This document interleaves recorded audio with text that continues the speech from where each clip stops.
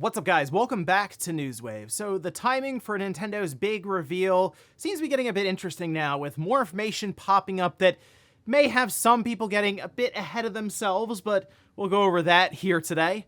Also, we are going to be talking about Remedy, as we got an entire update on some of their big projects, which does include Max Payne 1 and 2 Remake, and then we also have to take a look at Borderlands once again, as the movie has been struggling, but well, it certainly had a bit of an effect on the games that I didn't expect. So if you guys enjoy these videos, make sure you hit that like button, helps out a ton. And if you're new here to the Spawnwave channel, make sure you subscribe down below. And of course, members for the channel do get Newswave early. If you'd like to learn more about that, click the join button down below this video. And we're gonna start today with a new game, or two new games that have actually been announced now that are in development. And this is for the Halloween franchise, the horror movies. Well, we can see this actually posted up by IGN, where they say Halloween is getting its own Unreal Engine 5 game with John Carpenter intimately involved. So I do think the Halloween franchise, and we have two games here that's being mentioned, I think work really well as what we've seen with a bunch of these horror franchises, where it's like that asymmetric multiplayer game. But having two different titles here, maybe one would follow in the path of like Friday the 13th or Texas Chainsaw Massacre or Dead by Daylight, that sort of setup. And the other one could be more single player oriented horror game, especially with something like Unreal Engine 5. Could do some really impressive stuff there. But again, these being in development now means we probably won't see them for years, but it is interesting at least to know that that's in development and to maybe keep an eye on it going forward. Also, at the end of October, we do have the Like a Dragon series that'll be debuting on Amazon, and people are very excited about this one. But there's also now some concerns around it. We can see this posted. This is over on Games Radar, saying Amazon's Like a Dragon Yakuza TV show cast reveal. They have never played the game, saying, quote, "We wanted to do our own version." So when they were asked about this, they even said that some of the, producers at Amazon for this whole thing, the directors, told them not to play the games, even if they wanted to look into them, maybe to familiarize themselves with the tone, the setting, some of the characters, because they didn't want to be influenced, by that. And I will tell you, this is kind of concerning. I mean, once I read that, I started to immediately think of the Halo series, which is not great to go from this to then Halo and relate those two. It's like, the fans of the Like a Dragon series, I mean, we know they're like, it's like a cult following for a while, then it's broke into the mainstream, and now we're gonna see it attempted, in this case, as a series through a streaming platform like Amazon. Here's hoping they don't mess it up, because the fans will definitely let you know that you messed it up. At least we won't have to wait too long to see what their vision and direction is for this series, since the first 3 episodes will be airing October 24th on Amazon Video, Amazon Prime Video, and then they'll have an episode every week after that. So we'll see how this one turns out then. Oh, and good news, I did manage to get my order in for that Astrobot controller. I saw Wario64 posted that it was up for pre-order on the PlayStation Direct store, and I managed to get in there and drop it in the cart, and everything went through smoothly. So here's hoping when it's time to ship the thing out in the first week of September, I'm able to get it around release day. Technically, the controller's not as pressing as the game itself, but it looks like that controller pre-order is also popping up, go figure, on places like eBay, which if you look at the listings here through the search results, I'll admit, not as bad as I thought it would be. Like, I was expecting they would shoot for double the amount, was like $80, so $160 or so. I'm seeing it anywhere from $130 up to like $140. And remember, there is a percentage that's taken off for selling through eBay, and many of these are also free shipping, so then you also have to tack that on. It almost feels like it's not worth it necessarily. These are also pre-sales, but as we've discussed before, the policy is the item has to release in the next like month or so for you to list a pre-sale, and the controller is technically out within the next month. But just an odd thing to see there. Doesn't really seem to be marking up maybe as much as some of these scalpers were hoping, which technically ends up being a good thing for the consumer who just wants to get it, to actually have the controller and maybe even use it. And guys, with some of the quick news out of the way, let's get into the bigger stuff. Let's start right away with this Nintendo Switch situation around their release timing, as there seems to be some information that's popped up over the last 24 hours, and trust me, many of you sent this to me because, look, there's a lot of excitement now, believing that we are getting really close to Nintendo finally saying something about what their next generation device is.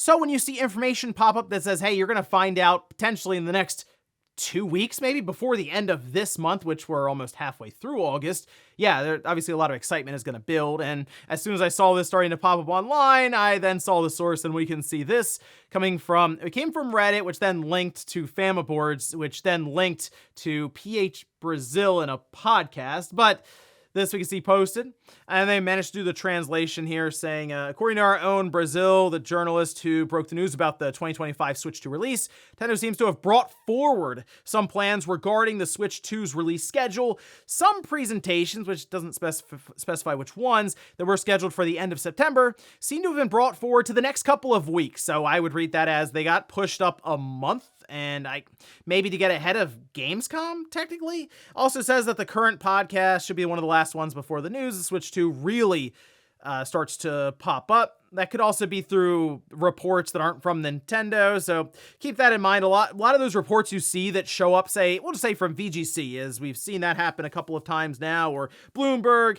Usually they'll be working on those stories for, like a week, maybe longer than that even, just kind of getting sources together and any additional context or information. And sometimes, yes, we will hear about those reports before they go up. Not sure if that's necessarily what they're referring to here, but just keep that one in mind. Also, that the Switch 2's release schedule will follow more or less the same route as what we saw with the Switch 1, but that does appear to be their opinion, and that's kind of my opinion too. I do think that we will find out about Nintendo's next generation device before the end of this year, most likely through way of a trailer, and then a big presentation would follow that would then set everything up, again, showing off the system in more detail, some of the features they're adding in, and then a bunch of games that get thrown together like we saw with that January presentation, and then most likely release date, pricing, the whole thing. But they would want to set that in motion with a trailer ahead of time that's probably like 3 or 4 minutes. And it's funny, if you look back, as I was kind of looking back at the old rumors for the original Switch, maybe put that in a video because there were some really funny ones, but I looked back and there was an entire Reddit subreddit that's still technically around for the NX, and one of the last ones was that tweet that Nintendo put out the day before their trailer aired. Like, it was like, okay, tune in tomorrow to find out about what Nintendo has planned for their next generation, and then when people found out it was 3 minutes long, the whole thing. But that was like the last thing that they posted up. Of course, everyone's excited, but that is how kind of on the spot Nintendo can do this. Like, just randomly, oh yeah, tomorrow we'll show you what the next system is, and then drop the trailer. All that said, though, I will point out, Peach Brazil earlier this year, they seem to get kind of crossed up with sort of a similar situation. See, right now they're expecting an Indie World, a Direct, potentially a separate event, which could just be a trailer that could have some games kind of cut into it along with what the new system is. But things kind of getting mixed around, almost like a shell game sort of. That's something that kind of crossed them up earlier this year with a Direct and an Indie World, and then we ended up seeing the Direct later on in June as opposed to earlier in the year around like April time. And so keep that in mind, with a lot of moving parts behind the scenes just to introduce a system like this, right? Just to even put a trailer out there, get all the partners together, maybe to showcase it. There can be some things that pop up even last minute that push these things off. And then who knows how Nintendo would handle a Direct in September, potentially an Indie World, as they will like to do those around events like a Gamescom. If they're swapping things around, it's always possible they could swap them back. So just keep all of that in mind. I wouldn't necessarily go into like the end of August expecting some sort of trailer from Nintendo. At this point, I would go into maybe September thinking, okay, our standard Nintendo Direct that we usually expect to be there should be there, could be a full Direct, could be a partner Direct, keep that in mind.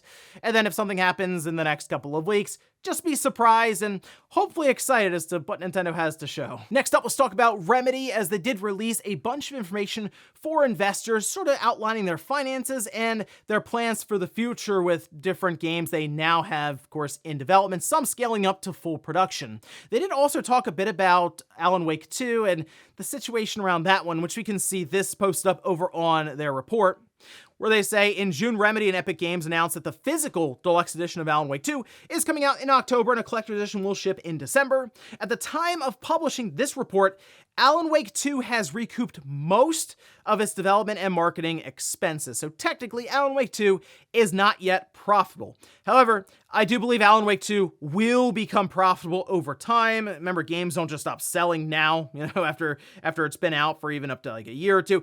these games will sell, especially like Alan Wake 2, well into the future, and with a physical copy around the corner, I think this game will definitely not only break even, but also actually make money in the long run here. They did mention when they first talked about their sales numbers being 1.3 million, that it's like the fastest selling Remedy game ever. So we'll give it some time there. I think it will even eventually creep past the original Alan Wake, which I think that was over 3 million copies sold. They did talk quickly about Codename Condor. It is in full production. Control 2 has progressed to the production readiness stage. The development team reached an important milestone in delivering a build of the game showcasing several important features in playable form. And the big one, Max Payne 1 and 2 Remake, progressed from production readiness to the full production stage. That's the one. I know people are like excited for Control 2, sure, but Max Payne 1 and 2 Remake is the one that I'm most interested just to see sort of how they work to, they mentioned they're going to kind of stitch these two games together into one game, and I'm curious what they're able to do maybe with like the bullet time stuff that has evolved quite a bit since that first Max Payne. I mean, that was a big deal back then, and I remember really liking that, along with the cutscenes they had were sort of done in like comic book form, and that was really, really cool. So after seeing what they were able to do with Alan Wake 2, which, yes, had some moments in there where you're like, hold on, this looks like Max Payne. And I saw that and I said, okay, this could be really cool for that Max Payne 1 and 2 remake, but it now going into like full production, we're still years off of this game coming out. So I do think they're going to obviously get it out this generation. Might be towards the later half, though. Next up, let's talk about Borderlands, specifically the games that seem to have been affected by the movie, which the movie seems to just be a complete disaster at this point. It's gonna probably lose a ton of money, even with 60% of the overall cost being covered by just pre-sales, apparently, internationally. Seems like it's going to be tailing off, and you're not really going to even see it in the top 5 for weekend box office at this point. And it's pretty much getting crushed by fans of the game or just general moviegoers at this point. Well, interestingly enough, even a bad movie, if it gets enough publicity, seems to help out the games. Seriously, take a look at this. This we can see, for example, over on Steam. This is Borderlands 3. And some people were mentioning this online. I was like, hold on, let me go see for myself. Yeah, Borderlands 3 hit a 24-hour concurrent player count on Steam, specifically, that they have not seen since April 2023. We have to go back almost a year and a half. This is the last time it touched that almost 12,000 mark. Even now, as of recording, it's over 9,000 players, which, again, not something we've really seen much at all over the last 18 months.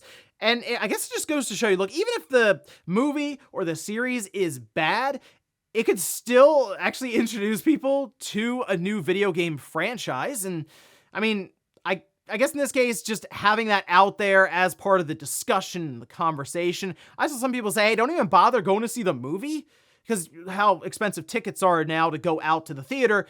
Use that money and buy the game and play that. And some were even saying, hey, you know what, just go ahead and pick up Borderlands 3, don't worry, try it out, see what you think. And some people seem to be doing that, or maybe just some who were fans of the game and maybe kind of dropped off of it, saw the movie or heard about it, like, maybe I will go back and see what's going on in Borderlands 3. I mean, even Borderlands 2 seemed to have a minor uptick in terms of concurrent player count. So interesting stuff there, that even if you miss on the movie, you could probably get at least some new customers back to the game. Not a ton. Like if Borderlands, the movie, was incredibly successful, great, maybe even okay movie, not like how this one seems to be just offensive to the fan base, then you probably would have maybe even doubled or tripled this concurrent player count number. So they missed, sure, but they at least had a bit of a consolation prize here with some kind of uptick in their game audience. And in our last bit of news, let's talk about Square Enix doing weird things once again, this time having to do with the Final Fantasy Pixel Remaster Collection, which has just had a very strange timeline of events. Remember, it came out on like mobile, and then it found its way to like PC, right? That's how it released. Everyone said, well, that would be better on consoles. Like, you'd probably get a ton of sales if you put it on even Switch or even PlayStation or wherever. And then eventually they showed up and said, yes, it is now on those platforms digitally. You can buy them individually, but if you want it physically, you have to be up Sunday night, ready to roll on our website, and then they all sold out, and then they were on eBay for like $500 or something crazy. Well, now things get even stranger, but at least more available, as they have now announced a retail version of the game. You can now get it physically, yes. In fact, it's over on their website, set up for pre-order at $75, and you can see that here. And they have this coming out October 8th, PS4, Nintendo Switch. Nothing for Xbox yet. So I do wonder if Microsoft will eventually work with Square and have this come out at least into maybe Game Pass. Like that I think would be a good Game Pass drop for them to get there, but we'll see if Microsoft is able to make that work with Square Enix. You also get a sticker sheet, which is pretty cool. 12 memorable Final Fantasy character stickers. It does now have the Anniversary Edition badge on the front, so that does look different than, for example, the Switch box art that I have on the one that I got when it originally dropped on their website. But still, this I think is nice to be able to have for the collection, even just a different edition of it. But it is an awesome remastered collection here. I highly recommend it. I mean, it's hard to go wrong with Final Fantasy 1 through 6. I know there were some issues when it came to things like the font and some of the other changes apparently that happened here with the remasters, but for people who've never played these before, they probably won't notice, and it's just a way for them to at least get into some classic Final Fantasy games without having to spend hundreds of dollars to get the physical edition. Because yes, everything is there on the cartridge, or everything is there on the disc, even for the PlayStation. So it is actually worth picking up the physical copy of either of them. And again, it's nice that it's more available now than ever through Square Enix's store. And it also looks like other retailers should be having it, so hopefully eventually you'll just walk into a Best Buy, a GameStop, or a Walmart, and it'll sit there on the shelf and you can grab it there. And before we go to the comment of the day, we'll take a look at the poll that I posted up yesterday, where I ask, if Nintendo reveals their next generation system this year, what month do you think they'll do it? Okay, 2% say August, which, okay, maybe August is the month to do it. Nintendo would certainly catch everyone off guard if they decide to drop a trailer in like the last couple of days of the month.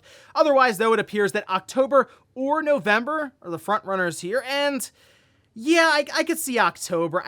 The way I see it is, I think Nintendo wants to get this system out potentially this fiscal year. Like, so in March, they'd like to have this thing launch and again, reenact what they did with the current Switch back from 2016 to 2017, because it worked really well for them.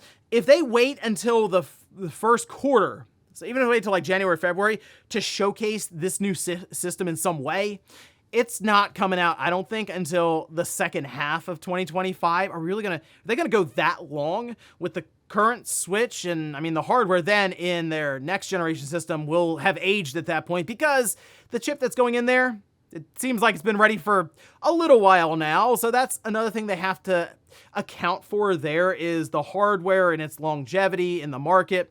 But the Switch currently, the X1 from 2015, is still going. Like, people are still buying it in droves, it seems, for a system in its 8th year. But still, I think many people they're ready for the next thing. They're kind of fatigued on the current Switch hardware. They're ready to see what's next from Nintendo, especially if it's fully backwards compatible and can indeed just be a drop-in replacement for your current system. It's like, yeah, let's see what you got next, Nintendo. And we'll finish up with the comment of the day, as you're seeing here. This is from Christian, who says, wouldn't it make more sense that the fan is just meant to cool down the system in dock mode, especially if they're aiming for higher clock speeds and the charging cable delivers double the power?